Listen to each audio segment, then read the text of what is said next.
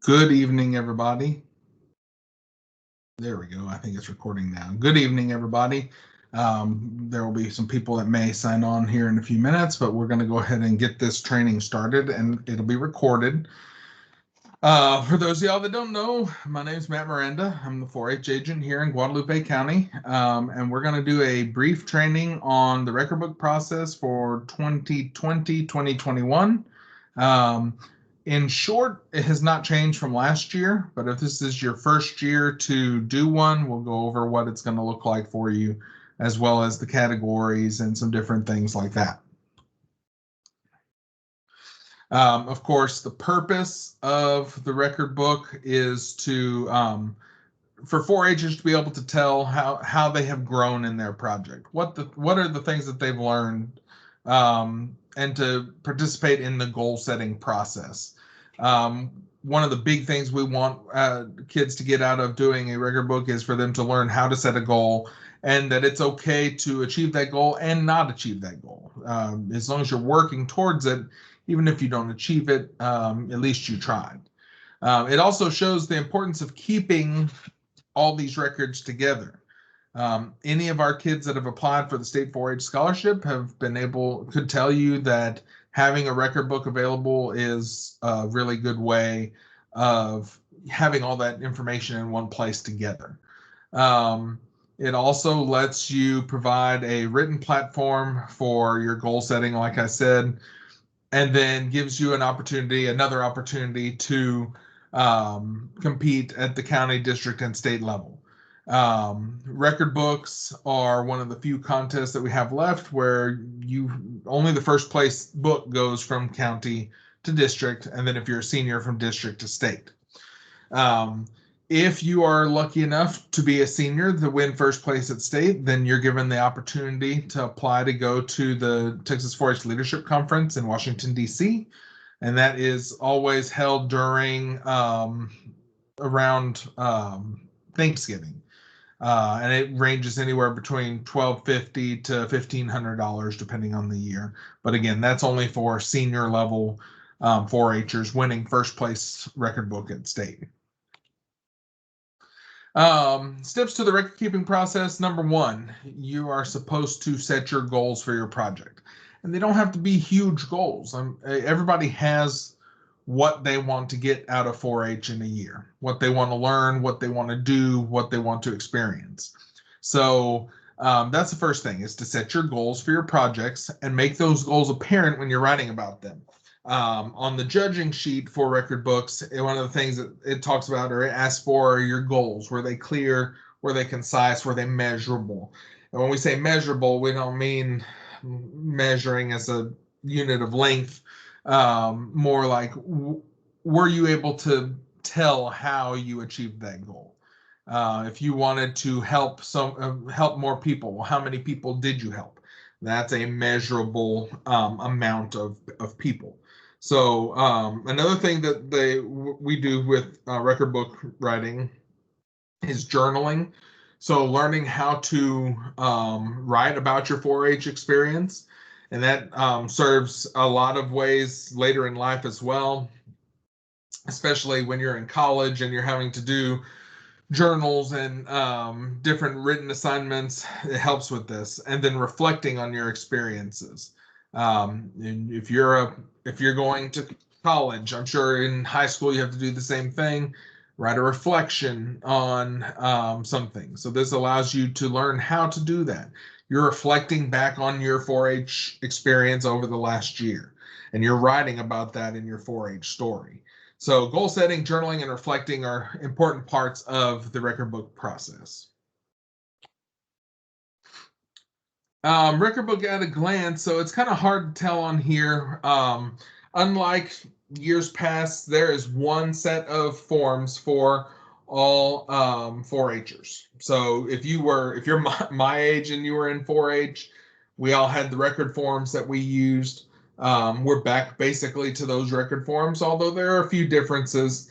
You are limited to the amount of pages you can do for your record book if you are a junior or intermediate. So for the 4-H story, juniors can have a minimum of 2 pages and a maximum of 8 pages. And that includes your photos. So you can have a minimum of 2 pages of photos. What I would suggest is if you can have 8 pages as a junior record book, then have 8 pages and have maybe 5 of those pages be your written part of the record book, and then the other 3 be photos, or you can disperse photos throughout your story. That's totally up to you. For the record book forms, which is this is the part of the record book that does not have pictures in it. This is the Texas 4-H report forms that are sections 1 through 7. Again, no photos in that section. The photos only go in the story. So if you're a junior on the forms, you can have up to 3 years and up to 4 projects for 2 pages maximum. For your leadership experiences, maximum of 10 entries, no more than 1 page. For your community service experiences, it's a maximum of 10 entries, no more than 1 page. For your other 4-H projects, it's any number of projects, but it all has to fit on 1 page. And if you're formatting things, then it should be formatted, I think it should be formatted the same way you format section 1. You are allowed 10 entries on your 4-H awards and recognition, no more than 1 page. And then 1 page for your non-4-H activities. So that would be Boy Scouts, Girl Scouts, church, Awana stuff, sports, FFA. I don't know how many of y'all would be doing FFA as a junior, but all that would go in there. And then there is a college and career exploration, and you can have up to 10 entries in that one. I do understand if you're 8 or 9 or 10 years old, you probably don't have a good idea of where you want to go to college or what your career is going to be. When I was 8, I wanted to be an astronaut. I also wanted to be a weatherman and a storm chaser and a fireman. So it changes the older you get. But as of that moment, what is your career choice in the future? And what have you done to learn about it? That's basically what that's asking. For an intermediate 4-H'er, it is maximum of 10 pages, minimum of 4 pages for your story, and a minimum of 3 pages or equivalent of that of photos. So like I said, you can put the photos throughout the story if you would like. And then you can read down the list, and all of this is posted on our website. If you click on, if you go to guadalupe.agrilife.org, click on 4-H, then click on record books. This training will be, a link to this training will be put on there starting on Friday, the 21st of May, as well as the link to the record report forms and all of this information that you see on your screen in front of you. Just know, as you get older, the more you can add to it. So whereas a junior could only add 10 entries over 3 years on their community service section, an intermediate can add up to 15 entries over 4 years on there. So you can't have more than those 15 entries, but they can go over a 4-year period, and there's 5 more than there were when you were a junior. And it's still limited to 1 page. As you move up to a senior, that you have to have a minimum of 6 pages of your 4-H story and a minimum of 3 pages of photos. So if you're a senior 4-H'er, you should be doing a 10-page 4-H story and photo portfolio, including your photos in there. There doesn't have to be captions by the photos, but you can add them if you would like. And then your record report forms are going to have 4 pages maximum for section 1, 2 pages maximum for most of the other sections, and then 1 page maximum for your awards and recognition, your 4-H activities, and your career and college exploration. As a senior 4-H'er, they're going to expect you to have more on that career and college exploration. That does not mean you have to go to college necessarily, but they want you to explore what you're going to do after you graduate high school, after you're out of 4-H. Are you going to go to technical school? Are you going to the military? Are you going into college? Which college are you going to? Have you explored that college yet? What is your chosen career path? So include all of that information in there.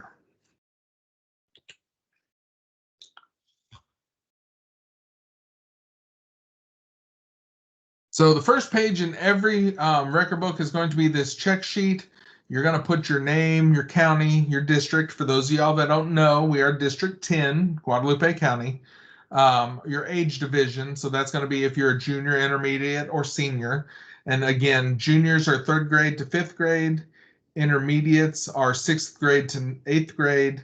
And seniors are 9th grade to 12th grade. And that is for the 2020-2021 4-H year, the year that we're currently in. Let's see. The next page is the personal information page, and it says on here it's 2018, 2019, but it has not changed. So that's going to be where you put your information of where you live, what club you're in, how long you've been in 4-H, and how long you've been in your main 4-H project. And you'll see at the bottom that you have to sign it as the 4-H'er, the parent has to sign it, and then I'll sign it as the county extension agent. Or when you drop it off, if I'm not here, Jeff, Travis, or Charla will all sign off on it for you as well. So your 4-H story and photo portfolio, this is kind of your story, your essay about what you've learned in 4-H and what you've done this year. Started off by including information about yourself, your family, about your community, where you're from, what do you like to do for fun, all that kind of stuff. Let the judges get to know you a little bit. You can include when and why you joined 4-H. I mean, for me, if my grandma saw it in the newspaper and my mom thought we needed to do more stuff since we were homeschooled.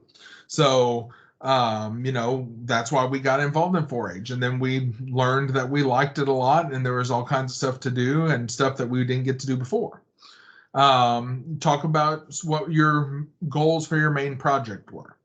And then throughout it, talk about what some of your project work that you've done, the major project things that you've done that year, major experiences. How has 4-H helped you become a better leader? What are some of your major community service and leadership things that you've done through the year? And then if you met any of your goals. One thing I will say, we all realize that the last year and a half has been crazy. This time last year, we had just shut down everything. We were in month 2 of lockdown. And we weren't able to finish out our 4-H year. And as y'all know, most of the experiences we've had this year were cut short or not to a degree that we are used to in Guadalupe County. So I understand it's going to be hard to put some stuff in your record book to know what to put. But remember, 4-H projects are what you make of it. It doesn't mean that it has to be something that I'm teaching you or that Charlotte's teaching you here at the extension office. It doesn't have to be something that's run by the district office or the state office. You can have 4-H project experiences in your club on your own, and things like that. It's basically learning about what your project area is. So if you've been on any self trips to different places this year, if they've been open, if you've learned about different things, if you've done some virtual camps and workshops on different project areas, all of that's okay to include. Where it gets a little hairy is what is a local experience versus a state experience. If it was a training open to the state, like let's say you signed on and did the Texas 4-H Space Camp training, that's a state level experience. So you can put that in your record book. If you signed on and listened to the Guadalupe County Hatching in the Classroom stuff, that is a county experience. So just try to keep that in mind. It's not going to be a perfect science by any stretch of the imagination, but just keep that in mind. Let's see. You don't want to put the same stuff over and over in the story as what you're going to have in your project forms. You might have it briefly mentioned in your project forms. That way it's on the list of experiences that you've had. But this is where you go into detail about some of those experiences. So in the project form, you might have, I attended National 4-H Congress, but in the story, you might say something like, one of my biggest experiences, my favorite experiences of this year was attending National 4-H Congress in Atlanta, Georgia. We got to go and tour this and that. We got to go and do X, Y, and Z. And so it allows you to talk a little bit more about those really important projects to you or to the 4-H program. Expand on things. It lets you expand on and tell your story. That's why we call it the 4-H story. And again, you don't have to have captions on your photos, but if you have a photo that you think needs to be captioned, you can put it in there, or have it in there where you're talking about that photo in the story. If you have them laid out throughout the story, as long as it helps tell your story about what you're writing.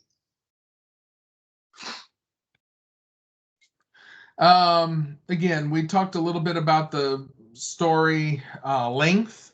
So it's 6 pages for juniors with photos, 8 pages with photos for intermediates, and 10 pages with photos for seniors. The text is all double spaced, and it needs to use no more or no less than a 10-point font. It can be larger than that, but you don't want to go below a 10-point font. And then if you're doing a photography record book, that you do not include extra photos like we did in the old days where you'd have 6 extra pages of photos. You can include, if you're doing a photography record book, you want to include photos of you doing things, but you can also include photos of some of your works of photography. So keep that in mind. Again, for the report form, it's the same for all the age divisions. It asks for the same information, and it's basically just smaller amounts of information for juniors, a little bit more for intermediates, and then full amount of information for seniors. On section 1, you're gonna, and there are some, I think I have some examples on our website of how do you format section 1. There's so many ways to write this stuff down. One thing I would say is these record book sections 1 through 7 are not for a narrative.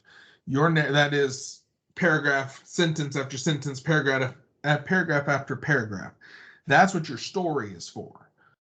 This is more like charts and tables and information that is easy to digest for the judge. That way they can see how you've grown and changed over the years. So what is your project? How did your project change or grow? Include learning experiences that you've had. You can include experiences that you've had in other organizations. Like if you've learned stuff through trainings in FFA, you can include that, but you can't include things like animals that you showed through FFA. But if you've been to work, like showmanship clinics through FFA or anything like that, include those because that's a learning experience. That's helping to expand your 4-H project as well. Individual, a big thing that we're having this year, individually directed projects. Those are acceptable. Like I said, a lot of y'all have done some really cool stuff during quarantine. And I see y'all post about it on Facebook and Instagram and Snapchat. So talk about some of that stuff. Put some of that stuff in your record book. Let's see here. You can include up to 4 projects from the current year and up to 3 preceding, 2 for juniors. So only this year and last year for juniors. And then you're limited to 2 pages on section 1 for juniors, 3 pages for intermediates, and 4 pages for seniors. Section 2 is your leadership experiences, and this section, several of these sections have tables already in them, so you just have to fill out the tables. This includes the year that you did it, your leadership role, all that kind of stuff. You don't have to include number of people and hours, but you can if you would like. And again, with this, it is leadership experiences. So your officer positions, committee positions, things that you were in charge of. Did you lead, if you're a younger 4-H'er, did you lead the pledges at your club meeting? Were you in charge of any games or anything like that? Did you serve on a county committee, a district committee, district council? There's a lot of different experiences that could be under this section. For seniors, you are allowed 25 entries over the last 4 years over 2 pages. For intermediates, it's 15 entries over the last 4 years, for 1 page, and the juniors it's 10 entries. So it builds upon itself over the years. The same thing goes with section 3. That is your community service projects. So any community service. We got 3 community service projects going on in Guadalupe County right now. One of them is collecting school supplies for the school supply drive for the district council. One of them is collecting canned goods for Leaders for Life Team 2. They are collecting canned goods for their project. And then we are also signing people up for a blood drive that we'll be having here at the office on June 5th for another one of our Leaders for Life teams. So that's 3 projects that you can be involved in, 2 of which are county projects, 1 of which is a district project. If you haven't had, most of y'all have been doing community service in some form or fashion during the pandemic. So I know lots of y'all have given stuff, help get groceries for people, all kinds of things.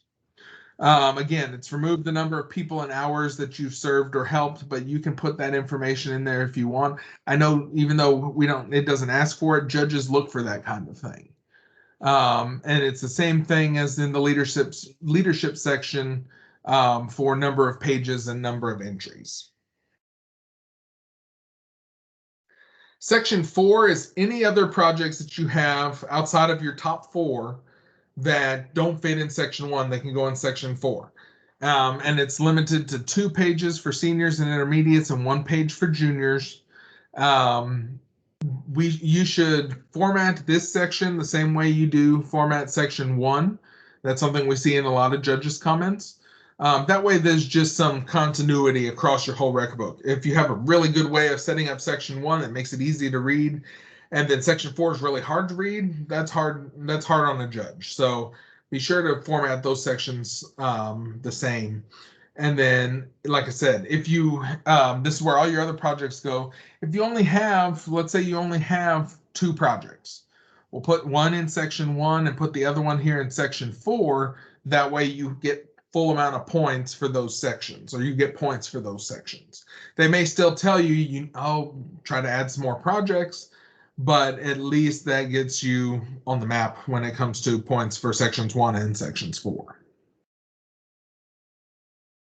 Section 5 is recognition and awards, and that is the awards that are important to you.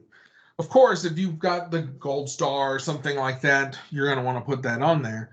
But any award that has been important to you, if it helped you feel more comfortable in 4-H, if it was your first award you ever won, that kind of thing needs to go in this section. So you can go back up to 3 years in our 3 years in for this junior or the intermediate and seniors, and then 2 years for the juniors. It's 10 awards or recognition for the juniors, 15 for the intermediates, and then up to 25 and 2 pages and 1 page for the seniors. Actually, I think that's wrong. I think it's up to 2 pages and 25 for the seniors. I forgot to change that. My bad. Section 6 is your non-4-H activities. So this is 1 page, and this is where you're going to put all your information about FFA, church, other organizations, band, sports. Put it all in there, okay? Again, we don't want paragraphs. We want bullets. We want tables. We want things like that. And so put that information in there, make it look nice, and that will suffice for section 6. Section 7 asks the question, as of today, what career would you choose? Like I said earlier, that's going to be very different for an 8-year-old and an 18-year-old. When you're 18, you have a bit of a better idea of what you're going to be doing after graduation. When you're 8 and 9, I mean, a lot of kids, I want to go to A&M. Well, that's fine. But that may change over the years. So it's whatever when you're writing your record book, whatever your choice of career is at that moment, that's what you're going to put in there. It's okay if it changes from year to year. Okay. You can do 10 entries for juniors, 15 entries for intermediates, and actually I think it is 25 entries for seniors as well.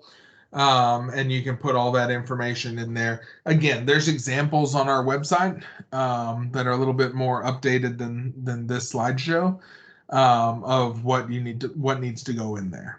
And again, and sections 2, 3, 5, and 7 all have tables built into them. So you don't have to worry about formatting in those sections. You just have to fill out the tables, put the information into those tables.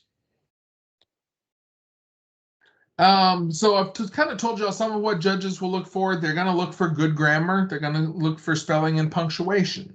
So have somebody look over that kind of stuff for you. That's the kind of stuff that are tiebreakers in two really good books. If one has better spelling, grammar, and punctuation than the others, that could be factoring into their choices. You don't want to use colors and fonts and stuff that are hard to read. Please don't use Comic Sans. Please don't use really bright, like bright yellow, bright pink, bright orange for your text. You can use muted colors in certain areas of your story, and with your story, you're allowed a little bit more leeway. If you want to print those out on nicer paper or kind of scrapbook some of those pages, you're allowed to. But for the forms, we want them to be basic forms with some color if you'd like to differentiate different things. Maybe you want to color code different sections. You can do that. But really what they're going to be looking for is your growth in your projects from year to year. They want to see how much you've grown, how much you've added, how much you've done in your project over the year. And again, we all understand, all of us extension agents, all of our volunteers understand what the last year and a half has been like. So if you don't have a whole lot for this last year in your record book, that's okay. Nobody will. Even our state council kids have not been able to do most of what they got to do on state council on a normal year because there's been nothing to do. Our county 4-H ambassadors in a typical year will do 45 events. This year we've done 4. So I know it is been difficult to get experiences this year. Next year will be better. We're already trending that way. A lot of our restrictions have been or are about to be lifted. So we're recovering. We'll get back to where we were. It's just going to take a little bit of time. You can download the score sheet and look at it. One thing, I can't stress it enough, download that score sheet. Look at what the judges are looking for. If you're able to do that, then you know how you need to design your record book to where it checks all the boxes. If it's asking in your 4-H story, is there personal and family background? Does it talk about your projects and goals? Does it have 4-H activity highlights and experiences? Do you mention some of your leadership and community service stuff? Do you describe what your future 4-H plans and goals are? Does it follow your guidelines? Are there good photos, good quality photos in it? And then right there at the bottom, it says what's overall quality, mechanics, grammar, spelling, punctuation. It tells you all the things that judges are looking for. So download that score sheet, read that score sheet, and then design your record book around that. One of the big things that people always ask is, well, how do we do well at different contests and things like that? Well, part of the reason we do well is because we prepare for it. Okay, we practice. We do lots of practices and lots of working through things. So it's the same thing with the score sheet. Know what the judges are looking for. That's important for record books or for parliamentary procedure or public speaking or anything else we do in 4-H. Know what the judges are looking for. Read the score sheet. All types of record book binders and covers are accepted. We don't want you to turn anything in like a spiral 3-ring binder or anything like that, but the little folders with the brads are okay. We have record books for sale here at the extension office. We have the green covers for sale for $3, and we just charge the amount that the 4-H mall charges us to buy them. We also have those black vinyl covers for sale for, I think they're $7. And we have plenty of them. We ordered them last year, so that way we have plenty for those of y'all that want them. let's see, general guidelines. Like I said, you can handwrite your record book. I don't recommend it. It's, if your handwriting is anything like mine, it doesn't look too good. It's okay to have your, handwrite stuff in your record book throughout the year and then try to type it up. I would just so it's legible and it looks nice. I would print it out on paper if you can. Grammar and punctuation are important. Also, watch your text margins. So the interior margin of your book needs to be 1.5 inches. That way you can easily open and close the pages. The rest of the margins, I believe, are 1 inch for the rest of your record book. And the forms are set up with the margins preset. Paper type, regular printer paper is fine. You can use the nicer, like resume type paper. I would do not use construction paper or cardstock, because the more you bend it, then those pages will eventually fall out of your book. I made that mistake when I was a kid. If you're going to be creative, that's great. You can draw pictures on in your story. If you would like to do that, you can add scrapbooked parts of how you put your photos in the story. You can put the story on fancy paper, but just be careful. Remember, the focus should be on the experiences and not just the creativity of how the story looks. And then your font should be no less than a 10-point font.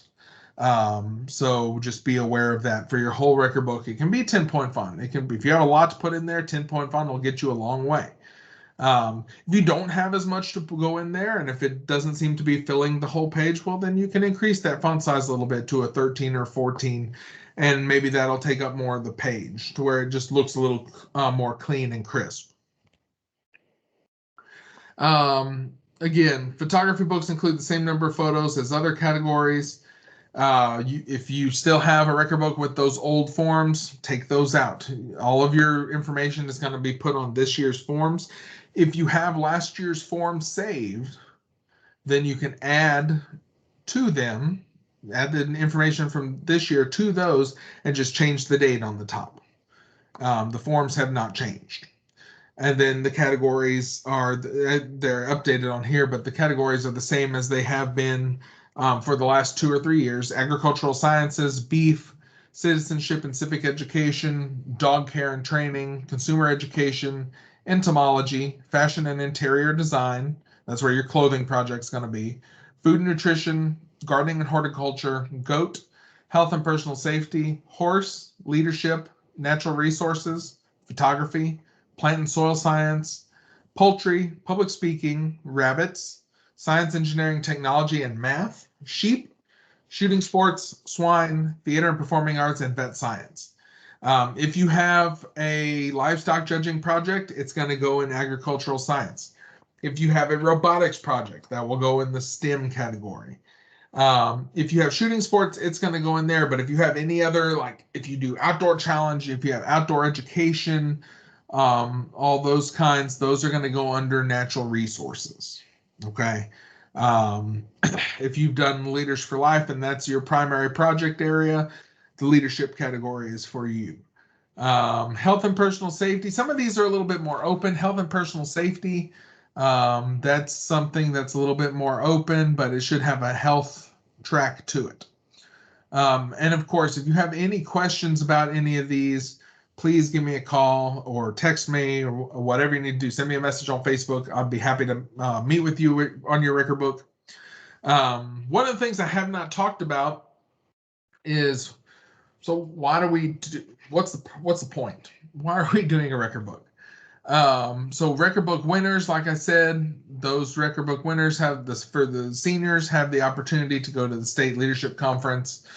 As you can see there, what the cost, $1,250 to $1,500, depending on the year. It is expected that we're going to get to do it again this year, just like National 4-H Congress is expected that we'll get to do that as well. But on the local level, some of your clubs require you to do a record book to be an officer in your club. You're being elected to those positions now, and record books are not due until June the 18th. So, and I don't know if I said that, but record books are due June the 18th. That's a Friday here at the Extension office. When you do a record book, the club managers for those clubs that have to have a record book as part of their requirements for an officer, they'll send me a list of the officers. I'll send them a list of who has done a record book. And if you haven't done a record book by the deadline, then you will have to forfeit your position. Same thing goes with the county council. The county council will be electing positions here in another couple of weeks.